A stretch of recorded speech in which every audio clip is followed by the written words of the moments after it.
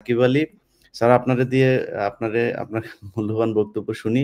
আপনি এই আমি চলে যাই, আমি জাস্ট আমার ভিডিওটা অফ করে রাখছিলাম। ওকে সামি ভাই, আপনারা দিয়ে শুরু করি। ধরেন আপনার আপনার এইখানে যে আলোচনা হচ্ছে, এই আলোচনার মাঝখানে যদি আমি আপনাকে কোশ্চেন করি যে পিলখানার হত্যাকাণ্ড, তনু হত্যাকাণ্ড, তনু হত্যার সাথে আমি যতটুকু জানি সরাসরি সেনাবাহিনীর একজন খুব উচ্চপদস্থ একজন কর্মকর্তা, তার পরিবার জড়িত। এরপরে আরো যা যা হয়েছে, এই সেনাবাহিনীর এই যে এখানে যারা আছেন হাসিনুর ভাই সহ যারা যারা গুম ছিলেন, সেই গুমের সাথে জড়িত। তারপরে প্রতিটি ঘটনাতে যদি আমরা দেখি যে একজন বলছিলেন এখানে যে ডিসিএসপিদের কথা, ডিসিএসপিদের বিচার, অনেকের বিচার হয়েছে, চিকিৎসকদের অনেকের বিচার, পুলিশের অনেকের বিচার হয়েছে, অনেক মানুষের বিচার হয়েছে, কিন্তু একমাত্র সেনাবাহিনীর এই বিচারগুলো করা যাচ্ছে না। তারা খুনিদেরকে ছাড়বে না, তাদের মতো করে তদন্ত করবে। মানে এই যে জিনিসগুলো হচ্ছে, এটাতে কি সেনাবাহিনীর ভাবমূর্তি ক্ষুণ্ণ হচ্ছে কিনা? জি, আসসালামু আলাইকুম। এবং সাইম ভাই, আমাদের মূল আলোচনা যেটা যে মেজর জিয়াউল হক, তার বিষয়টাও বলবেন যে তাকেও এখন পর্যন্ত এই যে মুক্তিটা দেওয়া হয়নি, এখানে অন্তরায় কারা? জি, সবাইকে আসসালামু আলাইকুম। সবাই ভালো আছেন আশা করছি। তো আমি আসলে আজকে এখানে আসার অন্যতম কারণ হচ্ছে আমাকে মেজর সৈয়দ জিয়াউল হক ভাই উনি আমাকে রিকোয়েস্ট করেছিলেন একটু যেন আমি এখানে আসি এবং ওনার যে কনসার্নটা আছে কনসার্নটা নিয়ে একটু আলাপ করি।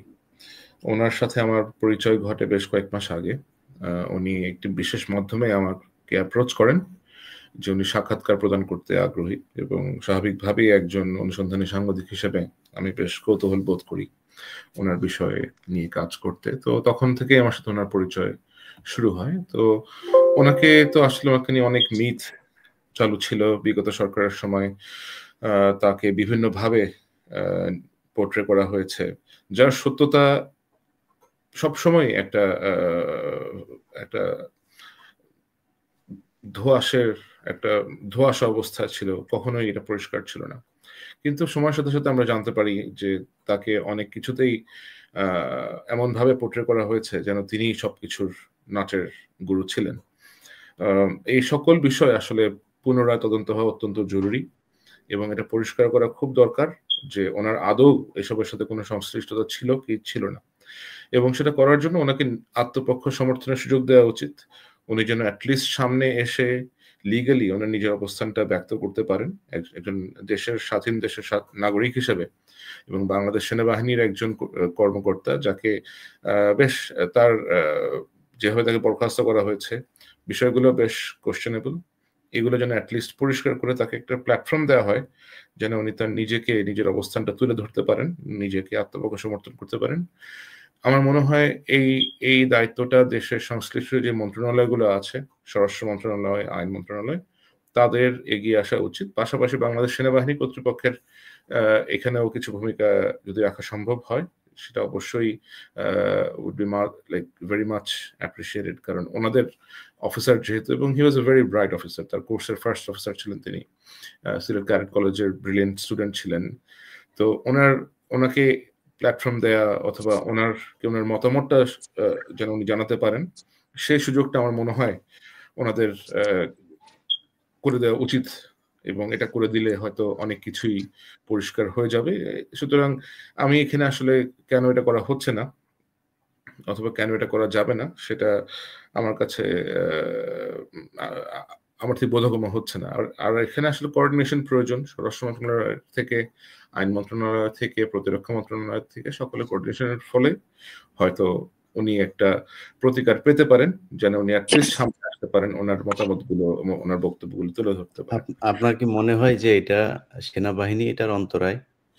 আমার মনে হয় না বাংলাদেশ সেনাবাহিনী এখানে একটা অন্তরায়, কারণ আমার যেটা মনে হয় সেটা হচ্ছে যে এখানে বেশ কয়েকটা মন্ত্রণালয় ইনভলভড আছে। এখানে আইন মন্ত্রণালয়ের কাছে উনি সাবমিট করেছেন, স্বরাষ্ট্র মন্ত্রণালয়ের কাছে সাবমিট করেছেন, এবং সেনাবাহিনীর যে ওনার বিষয়টা নিয়ে যখন উনি আমাকে অ্যাপ্রোচ করেন, তখন আমি বেশ কয়েকজন গুরুত্বপূর্ণ কর্মকর্তার সাথে নিজের থেকেই রিচ আউট করি এবং তাদেরকে আমি বিষয়টা জানাই, এবং তাদের পক্ষ থেকে আমি কখনোই কোনো রকমের নেগেটিভ কোনো কিছু আমি শুনিনি। দে আর কোয়াইট পজিটিভ যে he is our officer and he has been victimized some of us we know about it, but এই বিষয়গুলো আসলে প্রপার চ্যানেলে আসা উচিত। আমার মনে হয় প্রপার চ্যানেলের জন্য সাবমিট করেছেন, ওনার লয়ারও বেশ কিছু দরখাস্ত সাবমিট করেছেন, এবং ওই দরখাস্তগুলোর উত্তর যদি অ্যাটলিস্ট কোনো পজিটিভ আউটকাম হয় অথবা হতো, তাহলে ওনার জন্য একটা ভালো ক্ষেত্র তৈরি হতে পারতো। কিন্তু এখনো পর্যন্ত আমার জানা মতো উনি কোনোটারই উত্তর পাননি, এবং এই উত্তরগুলো মনে হয় সংশ্লিষ্ট মন্ত্রণালয়গুলোর দেওয়া উচিত। আচ্ছা, আমরা ওনার আইনজীবীর কাছে এর পাশাপাশি আমি যেটা দেখলাম যে যেহেতু এখানে কথা হচ্ছে বাংলাদেশ সেনাবাহিনী নিয়ে, তো আমার মনে হয় কি যে আসলে আমরা তো এখন একটা খুবই খুবই বিপজ্জনক অবস্থার মাঝখানে আছি। আমাদের দেশের সামনে এখন যে ক্রাইসিসের মধ্যে আমরা আছি, আমাদের একটা সুষ্ঠু নির্বাচনের পথ সুগম করা অত্যন্ত জরুরি। দেশের গণতান্ত্রিক ব্যবস্থা ফেরত নিয়ে আসা অত্যন্ত জরুরি। দেশে একটা যে অরাজক পরিস্থিতি বিদ্যমান, যে একটা সংকটজনক পরিস্থিতি চলছে, যে কোনো আইন কানুনের বালাই নাই, কেউ মানুষজনের ম্যাক্সিমাম মানুষজন একটা অনিরাপদ অবস্থা অথবা অনিরাপত্তার মধ্যে আছেন। তো এই সবকিছু মিলিয়ে আমার আমার যেটা ব্যক্তিগত অভিমত সেটা হচ্ছে যে আমরা সকলে মিলে দেশকে যেন সুপথে, একটা সঠিক পথে আমরা ধাবিত করতে পারি। এ কারণে সকল ভেদাভেদ ভুলে অ্যাটলিস্ট একটা জাতীয় নির্বাচনের ক্ষেত্র তৈরি করা।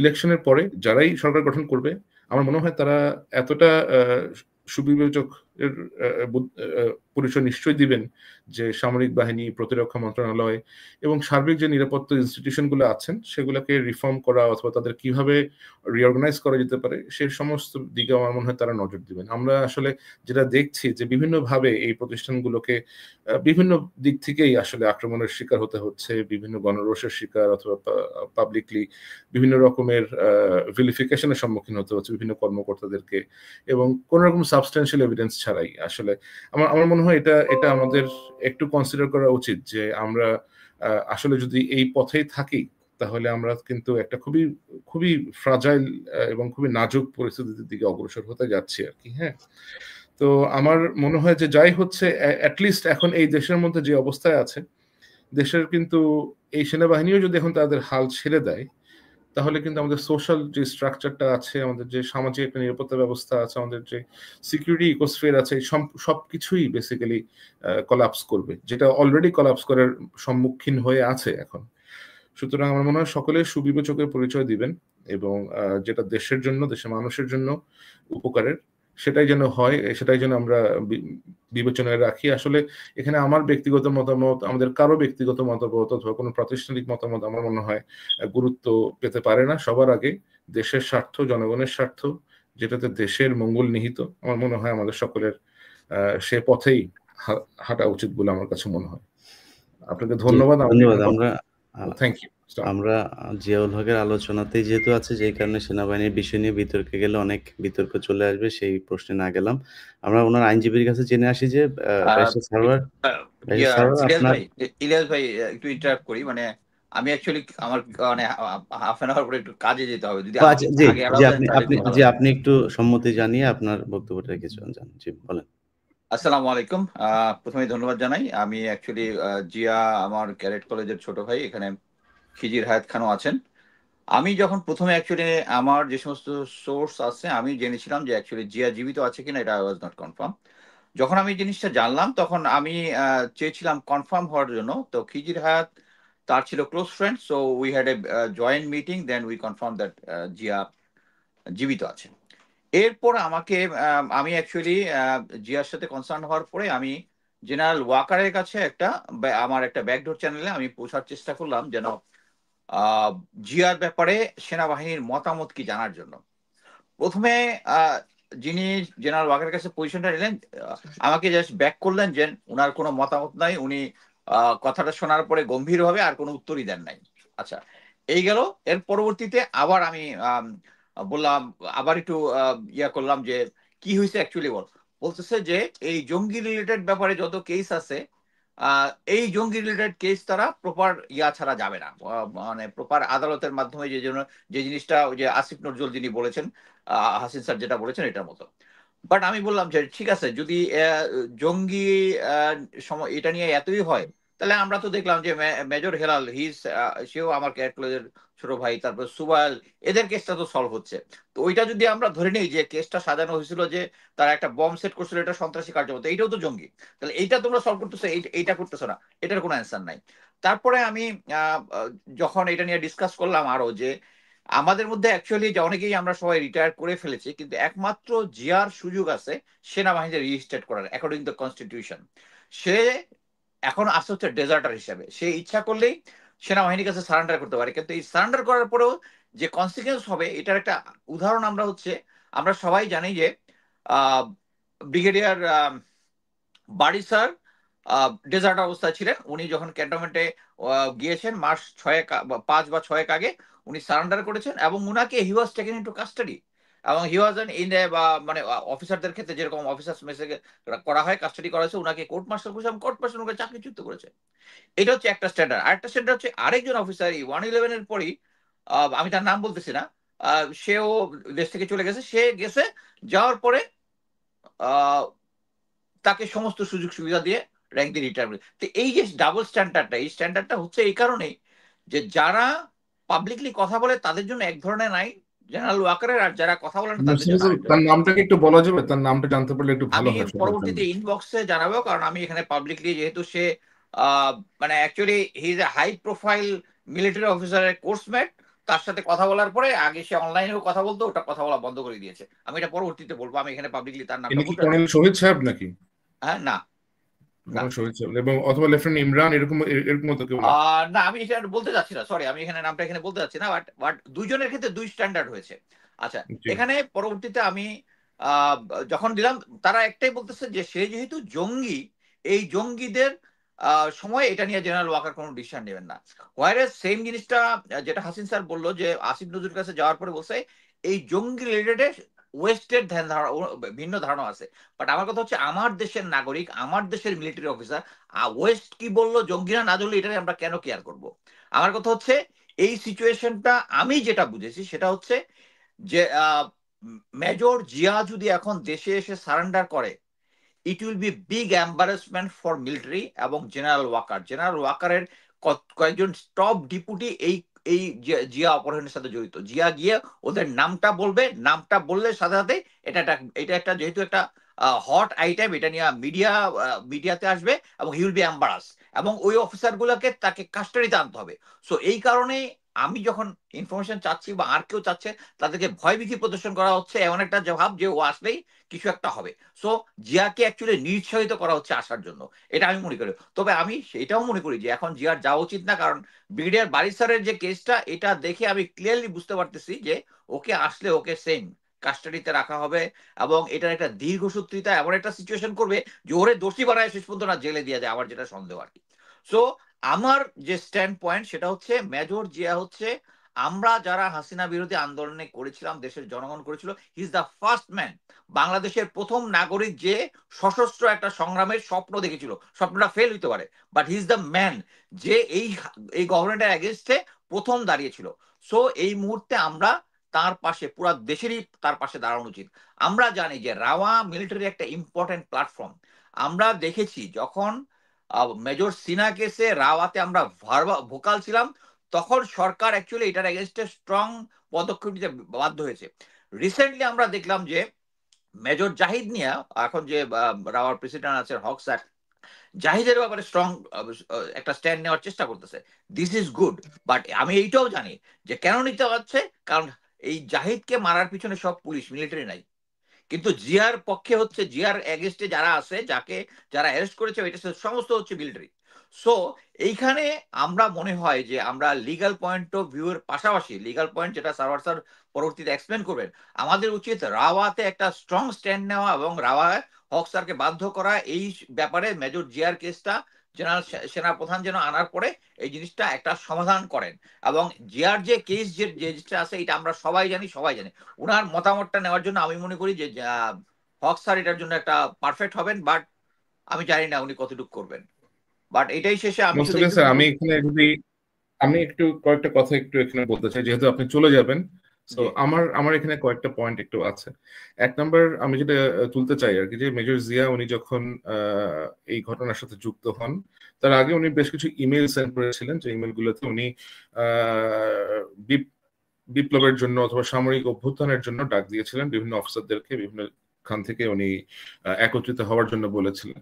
এখন আমরা তো জানি যে বাংলাদেশ সেনাবাহিনী একটা সুশৃঙ্খল বাহিনী, এবং সুশৃঙ্খল বাহিনীতে থেকে এই ধরনের সংগ্রামের জন্য ডাক দেয়া এবং ডাক দিয়ে একটা সামরিক বিপ্লব অথবা অভ্যুত্থানের মতো জিনিস কল করা আসলে কতটা ন্যায়সঙ্গত ছিল, অথবা এটার অন্য কোনো রাস্তা ছিল কিনা। 2 নম্বর হচ্ছে ব্রিগেডিয়ার জেনারেল বারী, আমার সাথে ওনার কথা হয়েছে, উনি বোধহয় বাংলাদেশে ফেরত গিয়ে বাংলাদেশের বর্তমান সেনা প্রধানের সাথে দেখা করেছেন, তার বাসাতে গিয়েছিলেন উনি, এবং ওনাকে কয়েকদিন কোয়ারেন্টাইন করে রাখা হয়, যেটা মিলিটারি যে রেগুলেশন আছে আর্মি অ্যাক্ট অনুযায়ী। তারপরে ওনাকে ওনার পেনশন দিয়ে সবকিছু সহ সম্মানের সাথেই আবার দেশ ত্যাগও তাকে করতে দেওয়া হয়। আরেকটা বিষয় ধরেন, এখানে যেহেতু সামরিক বাহিনীর সদস্যকে সামরিক বাহিনী নিজেরাই অপহরণ করেছিল, যেটা আপনি বললেন, যেমন এটার সাথে যারা যুক্ত ছিল আমরা জানি যে মেজর জেনারেল জিয়াউল হাসান, ওনার এটার সাথে একটা ইনভলভমেন্ট ছিল। তাহলে কিন্তু ধরেন এখন আপনার সাথেও কিন্তু ধরেন এই যে হাসিনা আছে, আপনিও কিন্তু তার একটা ঘটনার সাথে আপনি নিজে সরাসরি ভাবে ইনভলভ ছিলেন, সেগুলোরও কিন্তু আসলে কখনো কোনো রকমের বিচার হয় নাই আমাদের দেশে, আমরা কিন্তু দেখি নাই যে এগুলো কোনো রকম বিচার হতে। তাহলে এই বিষয়গুলো তাহলে কিভাবে ফয়সালা করা উচিত বলে আপনার কাছে মনে হয়? যে সামরিক বাহিনীর ভেতরে অনেক কিছু যেগুলো ঘটে থাকে, যে আর্মি সিকিউরিটি ইউনিয়নের অফিসার গিয়ে আরেকটা অফিসারকে অ্যারেস্ট করেছে, যেমন আপনি ওসি ঢাকা এসইউ ছিলেন, আপনি মামনি সিং গিয়ে কর্নেল হাসিনকে অ্যারেস্ট করেছিলেন, অথবা ওনাকে নিয়ে এসেছিলেন আপনি পিক আপ করে ঢাকাতে। সেই বিষয়টাও কিন্তু আসলে একটা বেশ কনফিউজিং বিষয়, এবং একই প্রক্রিয়া হয়তো মেজর জিয়াকেও অ্যারেস্ট করা হয়েছিল এবং তাকে অ্যাবডাক্ট করা হয়েছিল। তাহলে কিন্তু আমাদের এই সবগুলাই একটু রিভিউ করা উচিত, যে আসলে কোনটা কিভাবে হয়েছে, কোনটা কেন হয়েছে, কোন প্রেক্ষাপটে হয়েছে, এবং এগুলার কিভাবে এগুলাকে বিচার করা যায় আর কি। তো এগুলার মনে হয় সবই পরিষ্কার হওয়া উচিত, কারণ একটা ইনসিডেন্ট তো না, এরকম তো বেশ কয়েকটা ইনসিডেন্ট আছে।